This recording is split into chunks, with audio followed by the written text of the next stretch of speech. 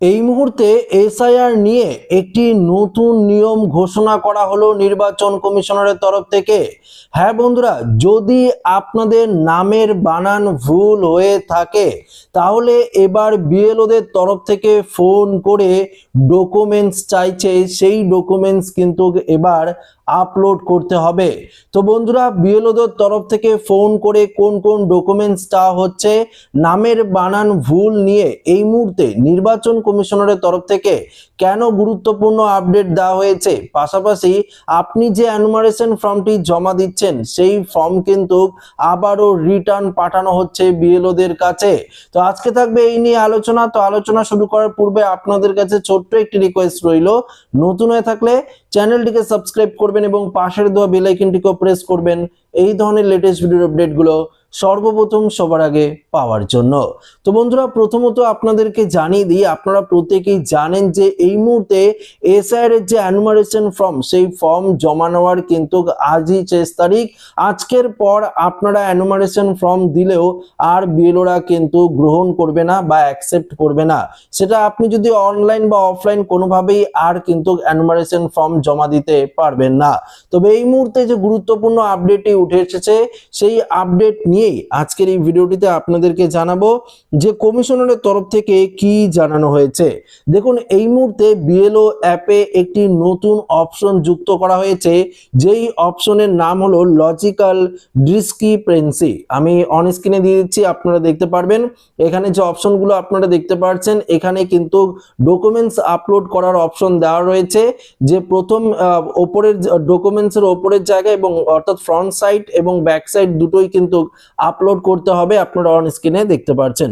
দেখুন এখানে কি বলেছে, বিএলও অ্যাপে স্পেশাল ইন্টেন্সিভ রিভিশন বিভাগের একদম নিচের দিকে একটি নতুন অপশন যুক্ত করা হয়েছে, যার নাম রিভেরিফাই লজিক্যাল ডিসক্রিপেন্সিস। অর্থাৎ এখানে ক্লিক করলেই দেখা যাচ্ছে যে ইতিমধ্যেই অর্থাৎ ইতিপূর্বেই সাবমিট করা বেশ কিছু ফর্ম সিস্টেমে গৃহীত হয়নি এবং নির্দিষ্ট কিছু কারণে ফেরত পাঠানো হয়েছে। আপনার যে ফর্মটি বিএলওরা সাবমিট করেছে, আপনারা স্ট্যাটাসে সাবমিট সাকসেসফুল সাবমিট দেখলেও এবার কিন্তু সেই ফর্মগুলোকে আবার বিএলও অ্যাপের মাধ্যমে রিটার্ন পাঠাচ্ছে নির্বাচন কমিশন। কিসের জন্য রিটার্ন পাঠাচ্ছে সেটাও আপনারা জানতে পারবেন।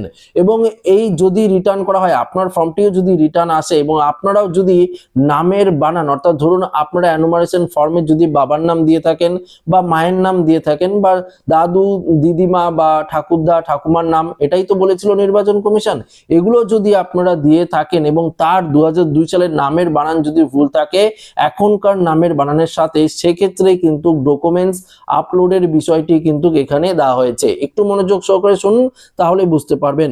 দেখুন এখানে কি বলেছে, প্রতিটি নামের নিচেই লাল কালিতে উল্লেখ করা থাকছে ঠিক কি কারণে এই ফর্মটি পুনরায় যাচাইয়ের জন্য পাঠানো হয়েছে। সিস্টেমের অ্যালগোরিদম বেশ কিছু নির্দিষ্ট লজিক মেনে কাজ করছে। যখনই 2002 সালের তথ্যের সঙ্গে বর্তমান তথ্যের কোনো গরমিল পাওয়া যাচ্ছে তখনই সেটি অবজেকশন হিসাবে মার্ক করা হচ্ছে। এর প্রধান কারণগুলো কি কি কারণ রয়েছে সেটি আপনাদেরকে জানিয়ে দিই। দেখুন, পারিবারিক লিঙ্কেজ বা জেন্ডারের সমস্যা, এক্ষেত্রে বলেছে ভোটার কার্ডের তথ্যের সাথে 2002 সালের তথ্যের লিঙ্কেজ করার সময় যদি বাবা ব্যতীত অন্য কারো, যেমন অনেকেই আপনারা নিজের বাবার নাম 2002 সালের লিস্টে নেই, তার আগে বাবা মারা গেছে, তো হয়তো আপনার মায়ের নাম আছে বা হয়তো আপনার দাদু বা দিদিমার নাম আছে বা ঠাকুমার নাম আছে, সেটি দিয়ে যদি আপনারা লিঙ্কেজ করেন তবে সিস্টেমে অনেক সময় জেন্ডার বা লিঙ্ক নির্ভুলে অর্থাৎ নির্ধারণে ভুল করছে। এটি অন্যতম প্রধান কারণ হতে পারে আপনার ফর্মটি রিটার্ন পাঠানোর অর্থাৎ ফেরত পাঠানোর। তো অনেকেই আপনারা করেছেন, তাই তো বন্ধুরা, অনেকেই নিজের বাবার নাম তো অনেকে নেই, অনেকেই আবার নিজের মায়ের নাম দিয়েও করেছেন। তো সেক্ষেত্রেও সিস্টেমে যদি না নিয়ে থাকে আপনার ফর্মটিও কিন্তু ফেরত পাঠানো হবে বিএলও কে। হয়তো বিএলও আপনাকে ফোন করতে পারে এবং সেক্ষেত্রে বিএলও হয়তো আপনার কাছে ডকুমেন্টসও চাইতে পারে। কি কি ডকুমেন্টস চাইতে পারে সেটাও কিন্তু আপনাদেরকে জানাচ্ছি। পরবর্তী কি বলেছে, বাবার নামের গরমিল। দেখুন এই অপশনটি একটু মনোযোগ সহকারে শুনবেন। বর্তমানে ইপিক বা ভোটার কার্ডের থাকা বাবার নামের সাথে 2002 সালের ভোটার থাকা বাবার নামের মিল না থাকলে ফর্ম ফেরত আসছে। অনেক সময় 2002 সালের হার্ড কপির লিস্টে নাম ঠিক থাকলেও অনলাইনে হয়তো শুধু পদবি যেমন দত্ত বা রায় দেখাচ্ছে, যা বর্তমানে পূর্ণাঙ্গ নামের সাথে মিলছে না। যেটা আপনারা বারবার আমাকে কমেন্ট করে জানাচ্ছিলেন যে দাদা 2002 সালে আমার বাবার নামের গরমিল রয়েছে, বা আমার নাম 2002 সালের লিস্টে আছে সেটিও গরমিল রয়েছে, ভুল রয়েছে, আমি সেটাই তো দিয়েছি। তাই তো এটাই তো নির্বাচন কমিশন বলেছিল, তাই তো বন্ধুরা, যে 2002 সালে যদি ভুলও নাম থাকে সেটি কিন্তু আপনাদেরকে এনুমারেশন ফর্মে লিখতে হবে।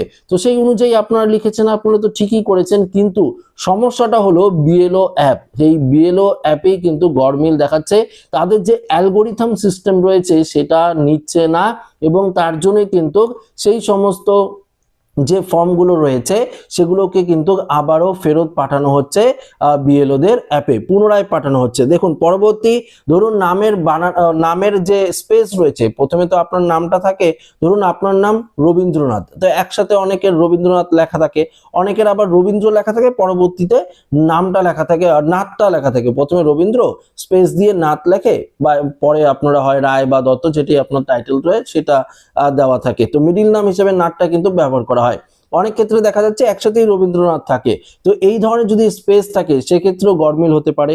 পরবর্তী বলেছে বয়সজনিত অসঙ্গতি, অর্থাৎ আবেদনকারী এবং যার সাথে লিঙ্ক করা হচ্ছে পিতামাতা তাদের বয়সের পার্থক্য যদি 18 বছরের কম হয় তবে তা লজিক্যাল হিসাবে গণ্য করা হচ্ছে, কিন্তু 45 বছরের বেশি বয়সী যদি কেউ, আপনার অর্থাৎ ধরুন আপনার বয়স 45 বছর পেরিয়ে গেছে, তারপরও 2002 সালে আপনার লিস্টে নাম ছিল না, এবং আপনি কি করেছেন আপনার মা বাবার ভোটার দিয়ে আপনারা নিজেদের নাম তুলেছেন, সেক্ষেত্রেও কিন্তু আপনাকে সন্দেহ চোখে দেখা হচ্ছে। কেননা আপনার বয়স যদি 45 পেরিয়ে যায় তাহলে তো অবশ্যই আপনাদের 2002 সালের ভোটার লিস্টে নাম থাকার কথা ছিল, কেন তুলতে পারেননি?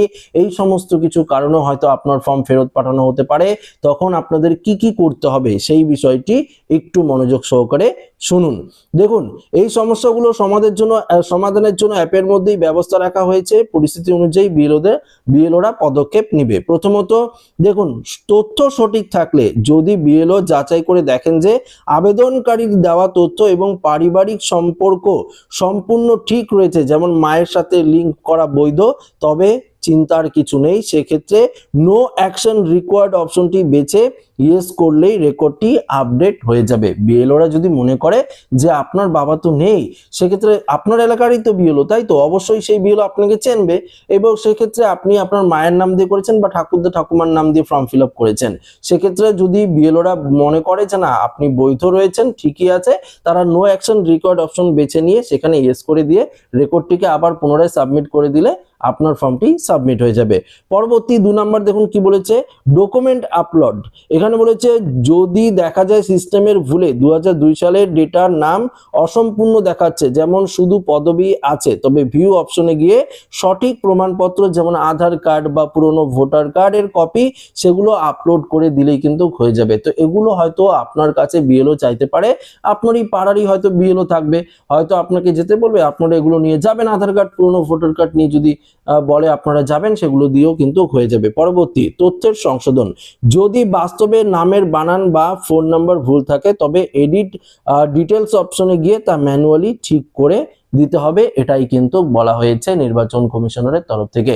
দেখুন আজকে ইতিমধ্যেই রাতেই এই অপশনটি যুক্ত করা হয়েছে এবং নির্বাচন কমিশনারের তরফ থেকে পরিষ্কারভাবে জানিয়ে দেওয়া হয়েছে, কেননা কমিশন চাইছে না কোনো অবৈধ ভোটার, কোনো ভুয়ো ভোটার, কোনো নকল ভোটার এই লিস্টে থাকুক, অর্থাৎ এই যে এসআর এর ফাইনাল লিস্ট রয়েছে এই লিস্টে কোনো অবৈধ ভুয়ো নকল ভোটার, মৃত ভোটার, স্থানান্তরিত ভোটার এগুলো থাকুক, এটা কিন্তু নির্বাচন কমিশন চাইছে না। তাই একের পর এক গুরুত্বপূর্ণ আপডেটগুলো নিয়ে আসছে, যাতে প্রত্যেকের সুবিধা হয় এই ভোটার ভেরিফিকেশন করতে, এবং যাতে প্রতিটি বৈধ ভোটারের নাম এই লিস্ট থেকে বাদ না যায়, সেটাই কিন্তু দেখার নির্বাচন কমিশনের।